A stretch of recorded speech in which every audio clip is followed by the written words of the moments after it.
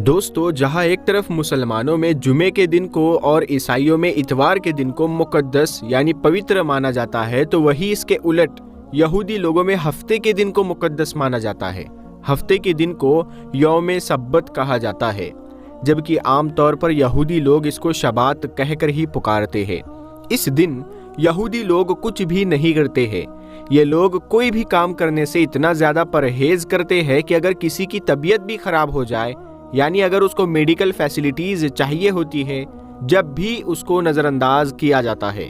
ہاں، اگر جان جانے کا خطرہ ہو تب ہی میڈیکل فیسلٹیز پرووائیڈ کروائی جاتی ہے، ورنہ تو تمام کے تمام یہودی لوگ اس دن اپنے خدا کی عبادت کرتے ہیں اور ساتھ ہی ساتھ آرام کرتے ہیں۔ یہودیوں کے شرعی قانون میں، یعنی کہ جو دھارمک قانون ہے، اس میں 39 ایسی چیزیں ہیں کہ جن کو کرنے سے منع کیا گیا ہے۔ یہ لوگ ہفتے کے دن نہ تو گھر پر کھانا بناتے ہیں، نہ ہی آگ جلاتے ہیں، اور اگر آگ جل رہی ہو تو اس کو بجھاتے بھی نہیں ہیں۔ ہفتے کے دن یہودی لوگ ٹانکا اور بٹن جیسی چیزیں بھی نہیں لگاتے ہیں۔ یہ لوگ ہفتے کے دن نہ تو ایک ورڈ سے زیادہ لکھ سکتے ہیں اور نہ ہی اس سے زیادہ مٹا سکتے ہیں۔ مثال کے طور پر ہفتے کے دن اگر کسی یہودی نے 1 لکھ دیا تو پھر وہ 2 نہیں لکھ سکتا ہے۔ اگر کوئی ایسا کرتا ہے تو یہ دھارمک قانون کے خلاف مانا جائے گا، مطلب ان کے جو شریعہ قانون ہے اس کے حساب سے یہ کام حرام ہوگا۔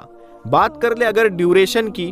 تو یہودیوں کا یہ مقدس سبات کا دن جمعے والے دن سورج ڈوبنے سے چند منٹ پہلے ہی شروع ہو جاتا ہے، جبکہ یہ جا کر ختم ہوتا ہے ہفتے والے دن رات میں،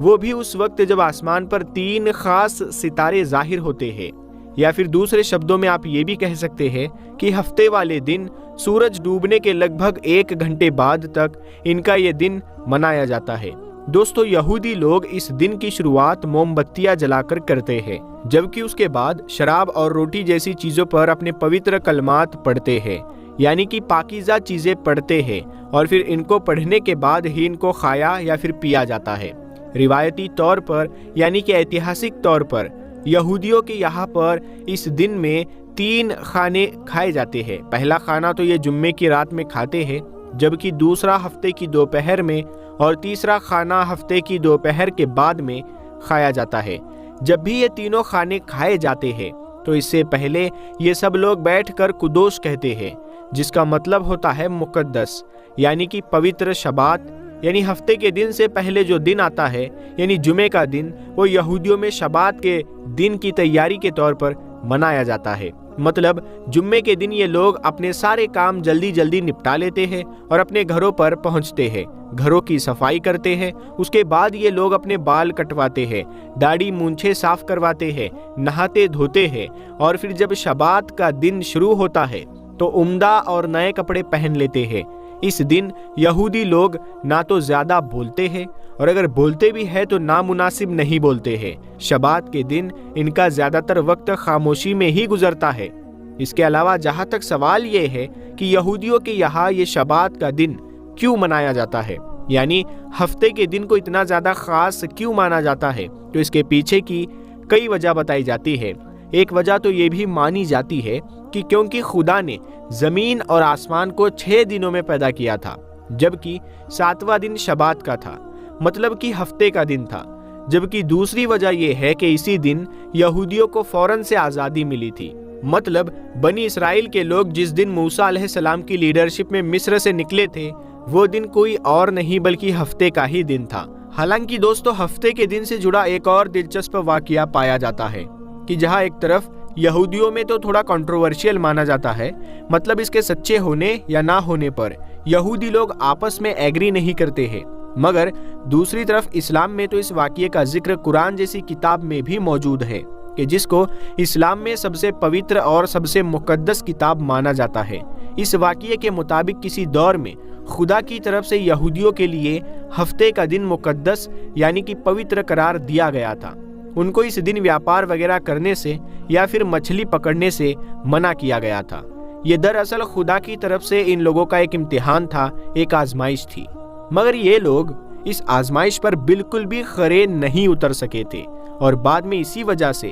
ان لوگوں کے اوپر خدا کا عذاب نازل ہوا تھا۔ عذاب کے طور پر ہی ان لوگوں کی شکلیں بعد میں بندروں سے بدل گئی تھی۔ اب کیونکہ دوستو خدا کی طرف سے ان لوگوں کے لیے ہفتے کا دن مقدس کیا گیا تھا اور ساتھ ہی ساتھ ان کو مچھلی کا شکار کرنے سے بھی روکا گیا تھا تاکہ ان کی آزمائش یعنی کہ ان کی پریکشا لی جا سکے، تو اسی لیے ایٹومیٹکلی ہفتے والے دن بہت ساری مچھلیاں پانی کے اوپر آ جاتی تھی، مگر باقی دنوں میں یہ ساری مچھلیاں غائب ہو جاتی تھی۔ کچھ وقت تک تو یہ لوگ برداشت کرتے رہے اور ہفتے والے دن شکار سے دور رہے، مگر پھر اچانک سے ایک دن ان میں سے ایک انسان نے بڑی ہی چالاکی سے ایک پلان بنایا، ایک منصوبہ بنایا اور اس نے ہفتے کے دن مچھلی کا شکار کیا۔ اس کو ایسے کیا کہ اس کو فندے میں پھنسا رہنے دیا، بلکہ اس کی ڈوری کو کنارے پر کسی چیز سے باندھ کر چھوڑ دیا تاکہ شکار کی ہوئی یہ مچھلی ادھر ادھر نہ نکل جائے۔ مطلب اس انسان نے مچھلی کو تو ہفتے کے دن ہی پکڑ لیا تھا، مگر اس کو پانی سے نہیں نکالا تھا۔ جیسے کہ اگلا دن یعنی اتوار کا دن شروع ہوا تو وہ مچھلی نکالی اور نکال کر کھا گیا۔ لوگوں نے جب مچھلی کی خوشبو کو محسوس کیا تو اس سے پوچھا کہ آخر تمہارے پاس یہ مچھلی کہاں سے آئی؟ اس نے تمام لوگوں کو یہی بتایا کہ اس نے تو یہ مچھلی اتوار کے دن نکالی ہے۔ اس کے بعد اس آدمی کی اس حرکت کو دیکھنے کے بعد کچھ لوگوں نے یہی کام شروع کیا اور یہی بہانہ بنا کر اب ہفتے کے دن مچھلیاں پکڑنا شروع کر دیا۔ دھیرے دھیرے کچھ لوگوں نے تو اب وہاں دریا کے پاس ہی کچھ گہرے گہرے اور بڑے بڑے گڈھے کھودنا شروع کر دیے تاکہ ہفتے والے دن جیسے ہی مچھلیاں اس میں آ جایا کرتی تھی تو وہ فوراً ان گڈھوں کو بند کر دیا کرتے تھے اور پھر اتوار والے دن پانی کے ان گڈھوں میں قید ان ساری مچھلیوں کو نکال لایا کرتے تھے اور پھر ان کو کھاتے تھے۔ دھیرے دھیرے اس پورے واقعے کو لے کر بنی اسرائیل میں جھگڑا ہونا شروع ہوا اور پھر 3 گروپ بن گئے۔ پہلا گروپ وہ کہ جو ان ہیلے اور بہانوں کو سپورٹ کیا کرتا تھا، یعنی وہ خدا کی آزمائش میں بہانے بازی ڈھونڈ کر اپنا کام نکال لیا کرتا تھا اور ہفتے کے دن مچھلیوں کو قید کرتا اور پھر اتوار کے دن پانی سے ان کو باہر نکال کر کھا جایا کرتا تھا۔ جبکہ دوسرا گروپ وہ تھا جو پوری طریقے سے ان ساری چیزوں کو غلط مانا کرتا تھا، بلکہ ان لوگوں کو روکا بھی تھا کہ جو اس طرح کی حرکتیں کیا کرتے تھے۔ تیسرا گروپ وہ تھا کہ جو خود تو شکار نہیں کیا کرتا تھا مگر ان لوگوں کو بھی نہیں ٹوکا کرتا تھا کہ جو ایسا کرتے تھے، بلکہ یہ تیسرا گروپ تو اس دوسرے گروپ کو بھی سمجھایا کرتا تھا کہ جو اکثر ان لوگوں کو شکار کرنے سے روکا کرتے تھے۔ اور دوستو یہ تیسرا والا گروپ دوسرے والے گروپ سے کہا کرتا تھا کہ آخر تم پہلے والے گروپ کو کیوں سمجھانے کی کوشش کر رہے ہو، باوجود اس کے کہ تمہیں پتا ہے یہ سب بہت جلد ہی خدا کے عذاب کا شکار ہو جائیں گے، کیونکہ یہ تو خدا کی نافرمانی کر رہے ہیں۔ کچھ وقت تک تو یہ معاملہ ایسے ہی چلتا رہا، مگر جب حالات اور زیادہ بگڑنا شروع ہوئے تو جو نیک جماعت تھی اس نے بری جماعت کا بوائیکاٹ کر دیا۔ مطلب جو لوگ شکار وغیرہ کیا کرتے تھے ہفتے کے دن کا، ان کا بوائیکاٹ کر دیا اور ساتھ ہی ساتھ اپنے اور ان کے بیچ میں ایک بڑی سی دیوار کھڑی کر لی۔ یہ ایسا اس لیے کیا گیا تھا کیونکہ نیک جماعت یعنی کہ جو خدا کی آزمائش کو مان رہی تھی وہ اس بات سے ڈر رہی تھی کہ کہیں ان کی وجہ سے یہ عذاب ہمارے اوپر بھی نہ آ جائے۔ دیوار بننے کے بعد یہ کچھ وقت تک دونوں ہی گروپ دیوار کی دونوں الگ الگ سائیڈ میں رہنے لگے تھے، مگر پھر اچانک سے ایک دن صبح میں جب جو نیک جماعت تھی وہ جاگی، مطلب کہ وہ جو جماعت تھی جو لمبے وقت سے خدا کی باتوں کا پالن کر رہی تھی، تو اس نے یہ محسوس کیا کہ دیوار کی دوسری طرف سے ہمیشہ کی طرح کوئی بھی چہل پہل کی آواز نہیں آ رہی ہے۔ ان لوگوں نے ابھی تک اپنے دروازے بھی نہیں کھولے ہیں، تو آخرکار یہ فیصلہ کیا گیا کہ دیوار کے اوپر سے چڑھ کر دیکھا جائے کہ آخر اس طرف اتنا سناٹا کیوں ہے۔ مگر جیسے ہی دیوار کے اوپر سے اس طرف دیکھا گیا تو ان لوگوں کے ہوش اڑ گئے، کیونکہ دیوار کے دوسری طرف رہنے والے وہ سارے لوگ جو ایک لمبے وقت سے خدا کی نافرمانی کر رہے تھے اور بہانے بازی کر کے ہفتے کے دن شکار کر لیا کرتے تھے، وہ اب سارے کے سارے لوگ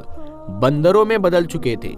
ان کی دم یعنی کہ پونچھ نکل چکی تھی، مگر ہاں پھر بھی وہ آسانی کے ساتھ پہچانے جا رہے تھے۔ اس سے پہلے والے گروپ کے ساتھ ساتھ اس تیسرے والے گروپ پر بھی عذاب آیا تھا کہ جو خود تو ان لوگوں کو نہیں روکا کرتے تھے، ساتھ ہی ساتھ جو ان لوگوں کو روکتا تھا اس کو بھی وہ ٹوکا کرتے تھے۔ فی الحال دوستو یہ بھی ایک اتہاس کا ایسا واقعہ ہے کہ جو یہودیوں کے شبات کے دن کے ساتھ جوڑ کر دیکھا جاتا ہے، اور دلچسپ بات یہ ہے کہ بہت سارے یہودی تو شبات کے دن ٹیکنیکل چیزوں سے بھی دوری بنا کر رکھتے ہیں۔ ایون بہت سارے یہودی تو موٹر گاڑیاں وغیرہ سے بھی پرہیز کرتے ہیں اور اس دن پیدل چلنے کو ہی پرائیورٹی دیتے ہیں۔ اس دن اگر کوئی بھی یہودی انسان اپنے قانون کے خلاف کام کرتا ہے تو ایسا مانا جاتا ہے کہ مانو اس کا شبات ٹوٹ گیا ہے۔ فی الحال دوستو یہ تھی یہودیوں کے سب سے مقدس دن سے جڑی ہوئی بہت ساری انفارمیشن، جو اگر آپ لوگوں کو پسند آئی ہو تو ویڈیو کو لائک کرنے کے ساتھ ساتھ اپنے دوستوں کے ساتھ میں ضرور شیئر کریں، اور اسی طرح کی ہسٹوریکل اور نالجیبل ویڈیوز دیکھنے کے لیے ہمارے چینل نور حدیث کو سبسکرائب کر کے ساتھ میں لگے بیل آئیکن کو بھی ضرور پریس کریں۔ ہم ملتے ہیں اگلی ویڈیو میں، تب تک کے لیے السلام علیکم۔